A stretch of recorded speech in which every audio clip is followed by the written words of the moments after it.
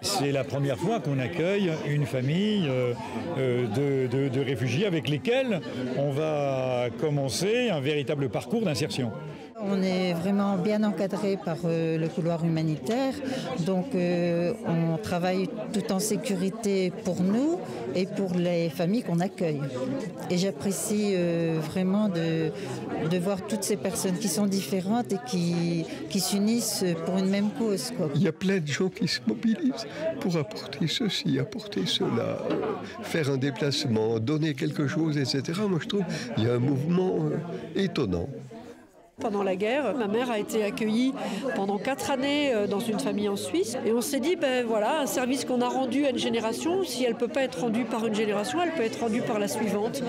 Et moi, je me suis dit, ben, c'est le moment. Voilà, c'est peut-être le signe qu'il nous fallait. Et du coup, quand j'en ai parlé bien sûr à mon mari, et puis voilà, on a pris la décision ensemble de proposer ce logement pour le collectif. Voilà. Quand on se lance dans un collectif, quand on accueille des familles, il y a toujours un temps joyeux, d'euphorie, on se lance dans un nouveau projet, on découvre d'autres personnes qui se mobilisent, donc ça fait du bien. Et puis on se rend compte au bout d'un moment, émergent des doutes et des questions. Et c'est tout simplement important de prendre le temps de se poser, de se rassembler, de partager sur ce qu'on ressent, parce que d'ailleurs on se rend compte qu'on n'est pas les seuls à se partager parfois les mêmes questions. Voilà. Et les solutions, on va peut-être les trouver ensemble. Voilà. Ce qu'on a proposé, c'est de se réunir avec les familles et les bénévoles les plus engagés. On a commencé par relire ce qui était positif, ce qui nous faisait du bien dans la rencontre. C'est énorme dans les relations, des rencontres vraiment riches. Un épanouissement, c'est énorme. Et ça irradie sur nos enfants, sur nos amis.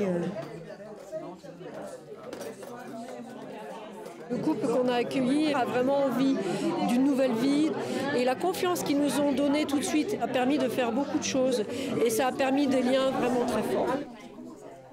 Et après on s'est dit c'est important de continuer et de voir aussi les épines. Qu'est-ce qui pique, qu'est-ce qui fait qu'il y a des questions, qu'est-ce qui doute. Voilà. Alors on retrouve souvent les mêmes questionnements. La question alimentaire, les horaires, toutes les questions liées à l'éducation, à la place de la femme. Il y a des choses qui nous choquent. Alors, est-ce que c'est nous ou est-ce que c'est la façon de vivre des Syriens? Donc, c'était une grosse discussion, là, qu'on va essayer de ressortir. L'utilisation des écrans par rapport aux enfants. Alors, oui, c'est ça. Et chacun a échangé les problèmes qu'on a rencontrés, qui sont différents d'une famille à l'autre, pour dire que nous sommes tous différents, mais tous ceux qui arrivent de là-bas sont différents aussi. C'est des petites choses sans conséquence, mais si on les creuse, on pourra apprendre beaucoup de choses par rapport à leur culture. Voilà. On s'est dit que c'était important d'approfondir un peu ce qui se passait, au moins de manière théorique dans la rencontre. Forcément, la rencontre va me questionner sur mes représentations, sur mon cadre de référence culturelle, et on va se rendre compte en fait que même ma manière de vivre ne va pas de soi pour tout le monde. Trop souvent, on n'ose pas dialoguer. Il y a plein de raisons. Ça peut être la peur de blesser, ça peut être la peur de mal faire, ça peut être la peur de ne pas être compris. Quand on ne communique pas, on va émettre des hypothèses, on va émettre des préjugés, on va émettre... Et c'est là où on peut tomber dans le travers et dans des interprétations erronées. On peut lire tous les bouquins qu'on veut sur l'interculturalité. C'est de s'y frotter, là. Jusqu'à présent, ça se passe plutôt bien. C'est peut-être plus à l'intérieur du collectif où il peut y avoir un débat, où il y a expliqué que c'est pas aussi simple que ça, puis qu'il faut qu'on bouge de part et d'autre.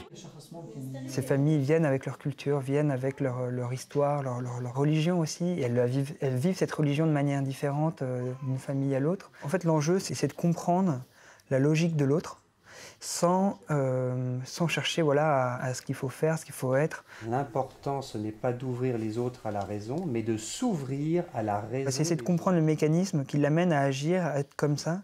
Voilà.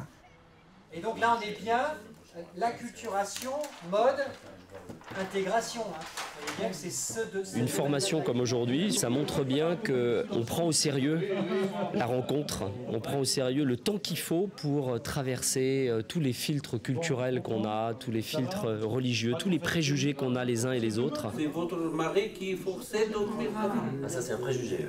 Oui. Rien n'est impossible À partir du moment où on arrivera à bien parler sur ce qui nous gêne, et poser les questions, savoir comment ils vivent.